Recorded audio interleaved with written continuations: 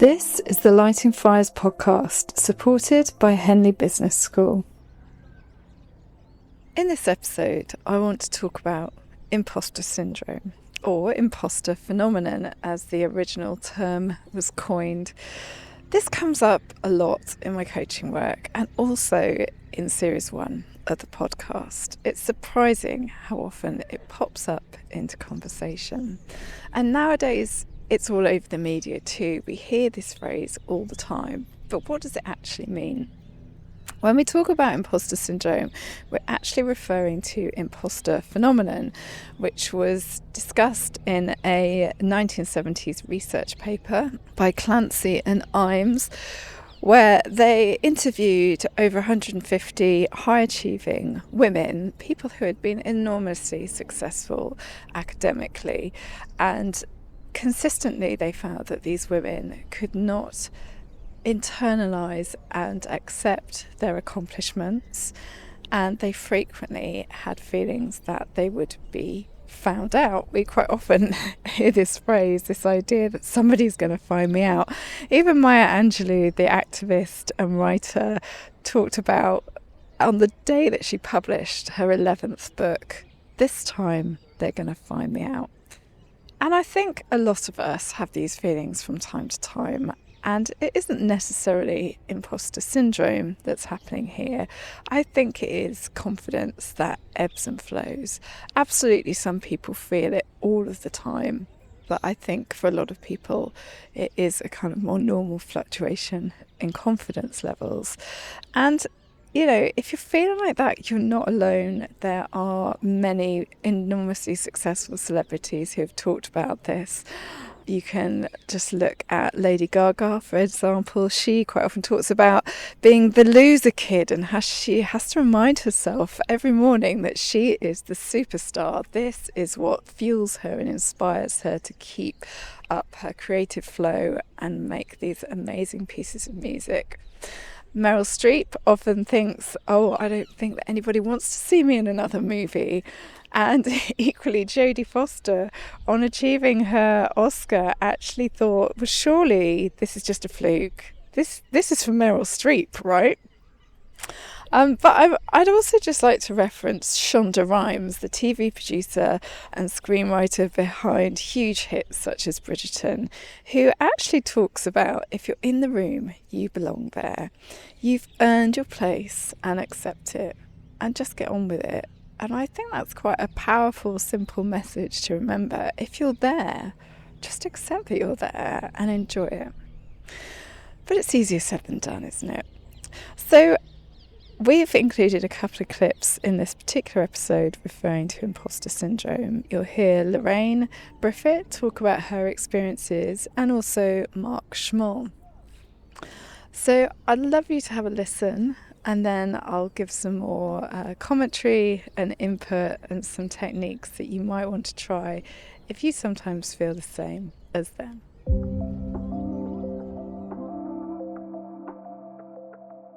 What would you say was one of the main things that we were tackling back then? I probably have to say imposter syndrome, which is irritating because I wish it wasn't. That is a very frequent awareness that I have, I think, of myself, probably throughout my whole life, actually, and especially when you face leadership and responsibility. Okay, yeah. And can you remember how the imposter syndrome showed up, or the thinking patterns that were there for you, or the impact that it was having on your job? If I start on the thinking patterns, just being reminded of some of the things I was saying to myself almost brings up that same level of kind of that sort of jarring sense inside. I apparently was saying of myself that at some point everybody will realise that I've done absolutely nothing, which I think, if I'm honest now, I'm like, what a ridiculous thing to say, because I'm not somebody who sits still for very long, and I'm always seeking to do my best and sort of go beyond. And I should make it clear that when you talked at the time about feeling like you weren't achieving anything, I didn't burst out laughing then. It's in hindsight that I completely agree. It seems a ridiculous statement considering how much you do achieve all the time. So I remember that we worked on you creating a mantra or something that you could say to yourself to reinforce the kind of the self-belief and to help you with the imposter syndrome. Can you remember what your statement was? I'm not going to say yes because you actually told me because you read the notes. I'm not going to pretend I have that excellent memory about myself. It was, people don't have to like me, I just have to be kind and honest. And so I think that was a pivotal moment of mining out a bit of who am I and why is that important. And if people don't like it, that's okay. I'm still me and I'm valid to be me in those spaces. Yeah.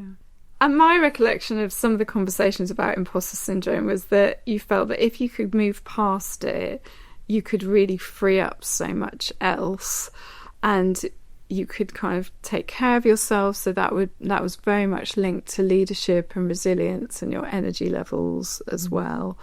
And that, you know, if you could be kind to yourself, then you could perhaps be more comfortable, you can relax more. Does any of that sound familiar? Yeah, I think the resilience thing for anybody during lockdowns was a problem. I think for me, holding on to that mantra and the anchor of that, it was how to be kind and honest with myself as much as with others. And that has continued to be a learning curve for me, I would say. I think trying to find a better rhythm, if that was the start of sort of changes over the last 4 years. So what was useful then in the coaching? What helped to create some shifts around the imposter syndrome or outside of the coaching? Well, I think coaching at its best, it supports the ecosystem of a person's awareness that they need to have some sort of change or shift. And it was a lifeline, I think, to have you as a mirror or reflection back of the things I was seeing in myself that perhaps were not true reality, but also knowing that there was someone who was safe to say that to. Because sometimes you could have said, I could have said that, and you could have laughed, and you didn't. You listened, and I think hearing somebody else reflect back what you said can sometimes either highlight the absurdity of what you say about yourself or just allow some grace to notice the disparity between your internal voice and what happens on the interior of our own experience and then what happens in the context of that in terms of the exterior experience. Yeah. I think I completely agree.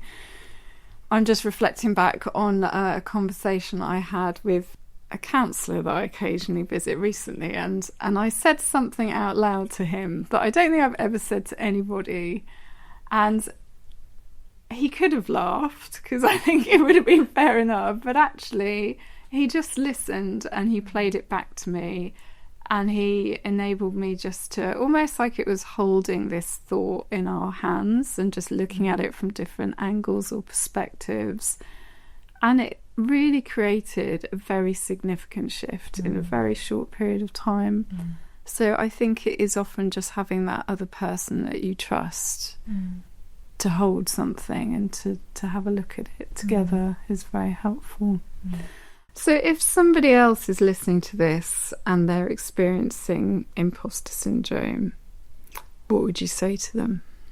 Talk to somebody. Don't be embarrassed. You're not alone. I think there's a tendency for women to feel this more than men.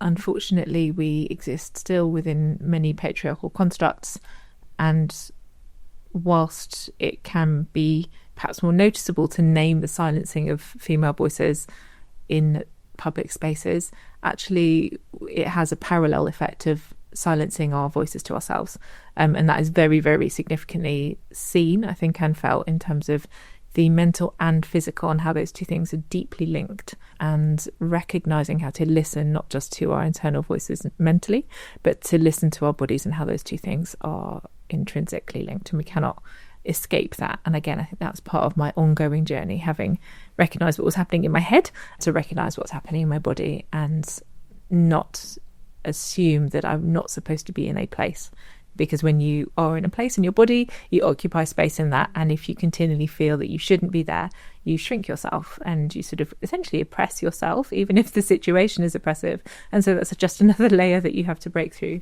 So talk to others about it and don't layer more shame on yourself for feeling about it, or sort of blaming, I think, because it is a sad truth for many women and also for men, I think, who find themselves in leadership positions or places of responsibility where they feel like the odd one out for whatever reason.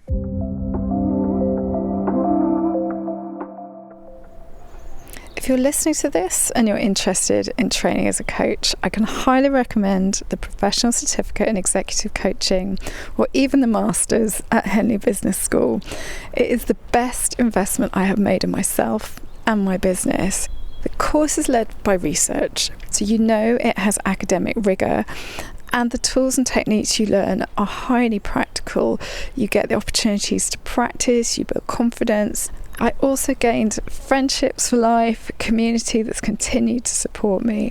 I can highly recommend it. So if you decide to take the plunge and contact Henley about the certificate programme, do mention the Lighting Fires podcast. I can remember conversations that you sort of offered where you said, are there things people want to bring to the table that we can then focus on going forward? And for example, I remember leading a session or sort of asking you to sort of focus on imposter syndrome, because that's something I've struggled with plenty of times throughout my career and my personal life. And again, through working together and sharing with the others in the team and through your sort of guidance, that realization that we all go through this and we all have our different techniques for dealing with it, and the ability to recognize that and talk through that has been a real help, and something I keep reflecting and reminding myself of now and sharing and talking through with others as well, particularly within my team. I was thinking back actually about that particular session, because it seemed to have quite a profound impact on at least a few of us in that call. And I remember you talking about, do I deserve the seat at the table in some of the meetings that I'm having? And I think at the time you were getting involved in a very large project as well that could have a huge influence on the growth of the business. And I was just sat there listening to you thinking, oh my gosh, Mark, I had no idea actually that you felt like this. And to me, you so deserve the seat at the table. So for you to show that vulnerability, I think, was really powerful for everybody else, because it meant they could be a bit more courageous and talk about their similar feelings. Thank you. No, I really appreciate that, and it is. I've shared it with others at times, and again, I've had a similar that sort of surprise. And I am a confident person, definitely, but I still struggle with these challenges, and there are plenty of times when I still question, do I deserve to be here? Should I be here? Am I the right person to be here? Do I know what I'm doing? But yeah, I'd be worried if I wasn't questioning myself in that regard, to be honest. Yeah. Just through the coaching, it's given me that confidence to build and grow the business, really. We're now up to a team of 8 of us, and that's sort of grown massively within the last 2 years mostly. And the work through the coaching has been really beneficial for the whole team. So as I listen back to Lorraine and Mark talking about imposter syndrome, they both talk about how perhaps they haven't done anything to deserve their place in the room, or what are they doing there?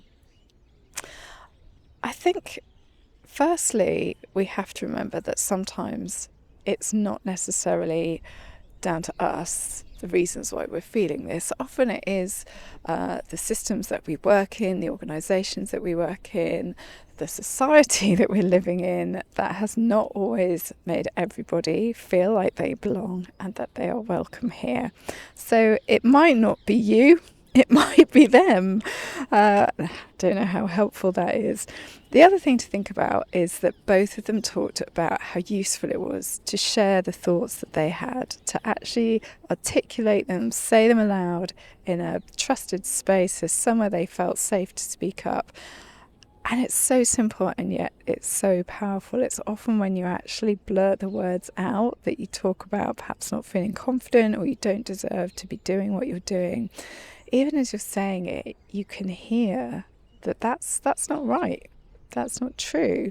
And having other people around you to reflect that back to you, it's really, really useful.